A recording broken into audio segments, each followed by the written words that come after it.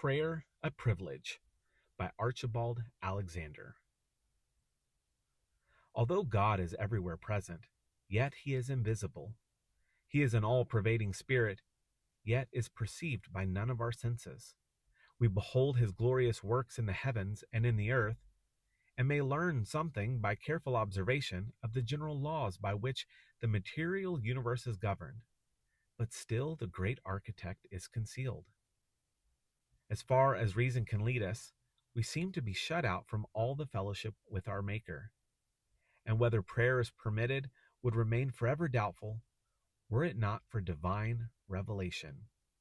Indeed, considering man as a sinner, it would seem presumptuous for such a creature to obtrude himself into the presence of a holy God. Scripture teaches us that God may be acceptably approached by sinners only through the mediation of his Son. Prayer is everywhere in the Bible recognized as proper and inculcated as a duty, but it is also a most precious privilege, one of the richest blessings conferred on man. It opens a method of fellowship and communion with our Father in heaven. It furnishes a refuge for the soul oppressed with sin and sorrow. It affords an opportunity to the heart overwhelmed with an intolerable weight of misery to unburden itself, to pour its griefs into the ears of one who can pity and help. The moral effect of prayer is important. It humbles the soul and excites veneration for the magnificent and holy character of God. But through prayer brings into exercise the noblest acts and emotions of which our nature is capable. Yet it would be a grand mistake to confine the efficacy of prayer to the moral effects. Prayer, when offered in faith, for things agreeable to the will of God, actually obtains for the petitioner the blessings which he needs. It has an efficacy and deliverance from thousands of evils. Prayer enters into the ears of the Lord Almighty. The prayer of faith is the mightiest engine upon earth. The Lord of heaven has given his word to answer prayer. He will be inquired of by his people, that he may bless them.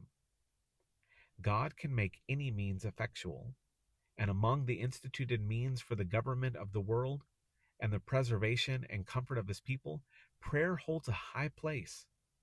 The object that God is immutable and knows what we need has no more force against prayer than any other means, no more force than if urged against the necessity of cultivating the ground in order to obtain a crop, or receiving food to nourish the body.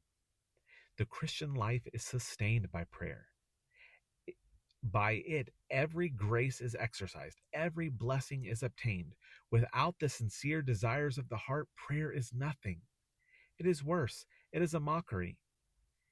He is the best Christian who prays most, and God is ever near to us, for in him we live and move and have our being. We are permitted to hold fellowship with him at all times and in all places. We are commanded to pray without ceasing, and to be instant in prayer, and to pray everywhere, lifting up holy hands.